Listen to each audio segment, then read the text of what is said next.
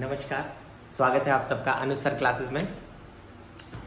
एक बार फिर मैं आप लोगों के सामने उपस्थित हूँ 9th क्लास से रिलेटेड इर्रेशनल नंबर से कुछ इन्फॉर्मेशन। और अभी तक मैंने आप लोगों को इर्रेशनल के बारे में बता दिया, इर्रेशनल रिप्रेजेंट करना बता दिया। अब थोड़ा वर्क किया जाए इर्रेशनल इंसर्ट करने के लिए। अगर मेरे से पूछा जाए insert some irrational number between two rational number या इर्रेशनल नंबर, मतलब कोई भी दो रियल नंबर दे दिए जाए, रियल बोले तो रेशनल भी हो सकता है इर्रेशनल भी, और मैं कहूं इसके बीच में मुझे 3 इंसर्ट करने हैं इर्रेशनल नंबर, 4 इंसर्ट करने हैं या फाइंड करने हैं, तो मैं कैसे फाइंड करूंगा? ध्यान से समझिएगा। अगर मेरे को इर्रेशनल नंबर फाइंड करने हो, दो रियल नंबर्स, रियल में इर्रेशनल भी आता है रेशनल भी आता है। देखिए कैसे समझाता हूं मैं। चलिए स्टार्ट करते हैं हम लोग कुछ क्वेश्चन से। पहला एग्जांपल,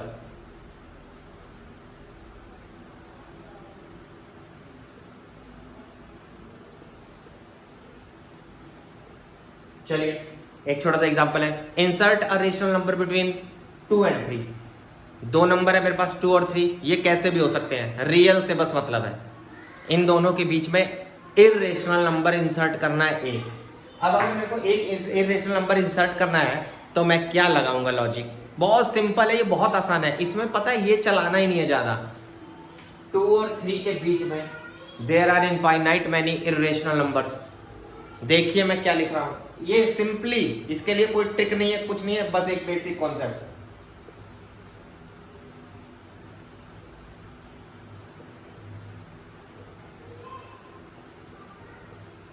ये लो, ये रहा मेरा आंसर।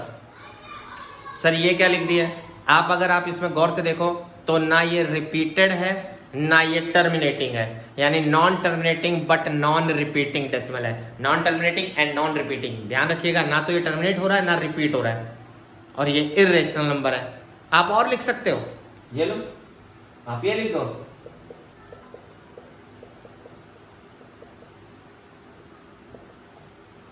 ये लिख दिया मैंने, non terminating and non repeating.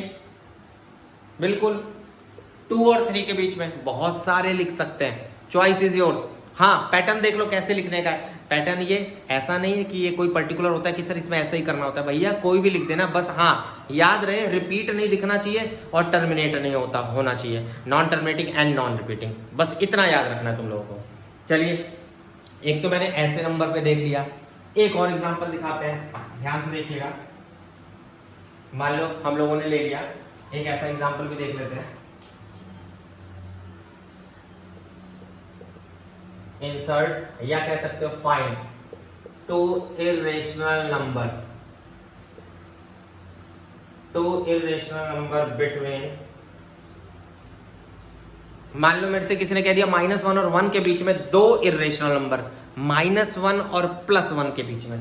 अच्छा अब ये दे दिया, अब इसमें कैसे दिमाग लगाऊंगा? -1 और 1 के बीच में 2, अपने मन से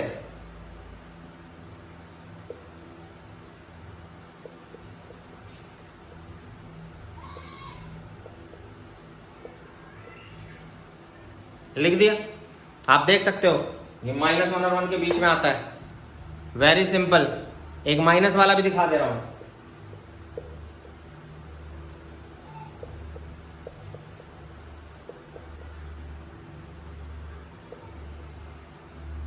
कहीं रिपीट नहीं हो रहा है। रिपीट का असली मतलब समझते हो ना, जिसके बीच में कोई और अनरिपीटेड फिर ना आए। रिपीट का मतलब वहां से हमेशा रिपीट ही बस होता रहे, अनरिपीट ना हो। तो आप लोग ये कंफ्यूज मत होना, सर यहाँ 1 2 है, यहाँ भी तो 1 2 है, यहाँ भी तो 1 2 है। अरे भैया उसके बीच में दूसरे भी तो आ जा रहे हैं, तो उसे रिपीट नहीं कहते हैं। रिपीट उसे कहते हैं जब एक ही चीज बार बार आती है। ये देखो 1 2 1 2 1 2 ही रिपीट हो रहा है, उसके बीच में कुछ नहीं आया। तो ध्यान रखना ये non terminating and non repeating है। ये रहा 2 एग्जांपल, बोला था ना 2 इर्रेशनल नंबर इंसर्ट करिए, इंसर्ट कर दिए, बहुत ही सिंपल है। चलिए फिर एक देख लेते हैं, एक और एग्जांपल देख लेते हैं। ध्यान से, ऐसा पूछ सकता है आपसे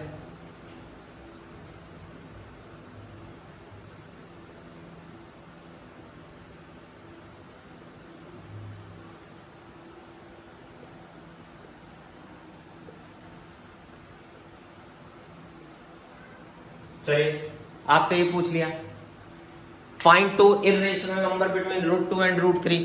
√2 और √3 के बीच में, मैंने कहा था ना रियल नंबर रेशनल भी हो सकता है, इर्रेशनल भी हो सकता है, इनके बीच में 2 इर्रेशनल नंबर। अब आप गौर से देखो तो आप लोगों को दिख रहा होगा 2 इर्रेशनल नंबर √2 और √3। √2 और √3 तो सर खुद इर्रेशनल है, तो क्या दिक्कत, इनके बीच का फाइंड करिए। चलिए अब अगर मेरे को इसके बीच का फाइंड करना है तो देखो मैं क्या दिमाग लगाता हूं, मुझे बहुत सिंपल है, √2 है, इसके लिए मैंने ऐसा ही सोचा,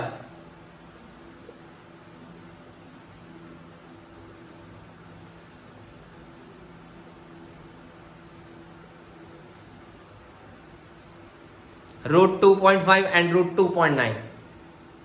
सिंपल, वेरी सिंपल, देख लीजिए √2.5, ये देख लीजिए बहुत ही सिंपल है, ये रहा √2.5 एंड √2.9 इर्रेशनल है दोनों, ये याद रखना। कईयों को लग रहा होगा सर 25 होता तो है 5 का, यहाँ 25 नहीं लिखा है, 2.5 लिया है अंडर रूट में। आप इसको सॉल्व कर लेना कैलकुलेटर से या किसी भी तरीके से दिमाग लगा के, कंफर्म गारंटी है non terminating and non repeating ये आएगा बेटा, ये रहे दोनों। तो जैसी सिचुएशन वैसा आंसर, यहाँ पर ऐसा लिखा है तो मैंने ऐसे बना दिए, अंडर रूट में बना दिए। सर आपने इसमें इस तरीके से क्यों नहीं बनाया, बना लो, आपको अगर एग्जैक्ट पता हो √2 की कितनी वैल्यू होती है तो बना लो, मुझे तो नहीं पता, मेरे को तो अप्रोक्सीमेट पता है 1.414, लेकिन एग्जैक्ट नहीं है तो मैं नहीं लिख रहा हूं। जैसा क्वेश्चन वैसा आंसर, बिल्कुल कोई नहीं काट सकता है, बिल्कुल एकदम सही। फिर से अगला, फिर अगला समझिए, एक एग्जांपल और, फाइंड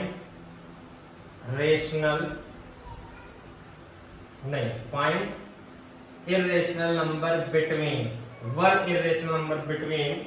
0.25 बार एंड 0.31 बार। देखिए ऐसा पूछ दिया, इस बार आपको non terminating but repeating decimal के बीच में पूछा है, 0.25 बार एंड 0.31 बार के बीच में पूछ लिया, इसके बीच में आप लोग इर्रेशनल नंबर बताइए। एक ही पूछ लिया, 4 पूछ ले, हमें क्या मतलब है, तो कितने भी लिख सकते हैं। देखिए मैं कैसे लिखने जा रहा हूं, ध्यान से देखिएगा फिर दोबारा। इसके लिए ये होता है मेरा सबसे पहली चीज एंड, और ये होता है मेरा, पहले तो आपको ये बता दूं रिपीटिंग डेसिमल याद दिला दूं दोबारा से, मैंने दोबारा लिख दिया रिपीटिंग डेसिमल, अगर आपने गौर किया हो तो यही होता है। अब अगर मैं इसके बीच में 1 लिखना चाहूं तो अपने मन से कुछ भी बना सकता हूं, ध्यान से देखिएगा।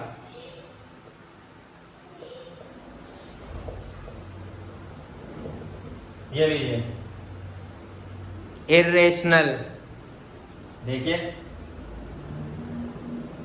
कुछ भी बना सकता हूं, देख लीजिए जरा,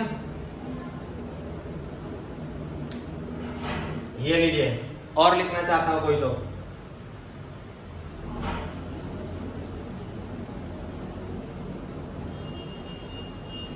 ये लीजिए, लिखते रहिए, डिफरेंट मैंने एग्जांपल्स दिखा दिए, देख लीजिए। चलिए एक एग्जांपल और देख लेते हैं, ध्यान से एक एग्जांपल और दिखा दो आपको।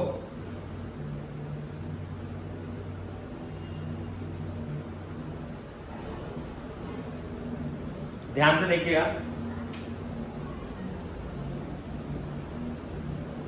इंसर्ट या find two irrational number between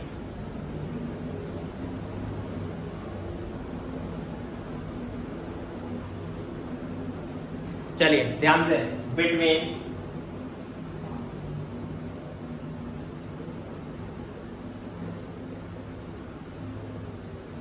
and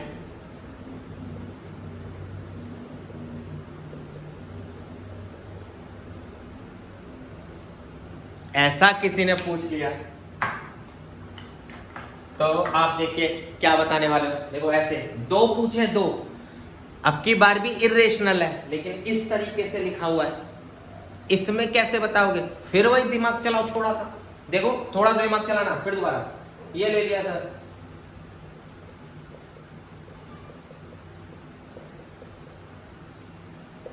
ये लो,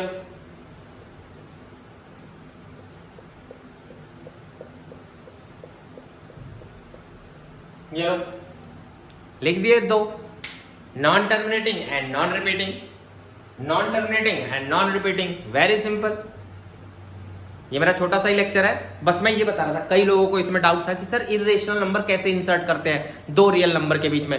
ये लो, मेरे हिसाब से जो दिमाग में आया मैंने वो एग्जांपल्स बना दिए ताकि आप लोगों को इसमें भी कोई डाउट ना हो। बहुत सिंपल है। चलिए, होप आप इससे रिलेटेड क्वेश्चंस कर लेंगे। ये मेरा एक छोटा सा लेक्चर था, तो अगले लेक्चर में इरेशनल का ही कुछ आगे का हिस्सा है। इरेशनल बहुत बड़ा है, बहुत अच्छे से समझना है हमें। चलिए फिर मिलते हैं अगले लेक्चर में। नमस्कार, धन्यवाद आप सभी को।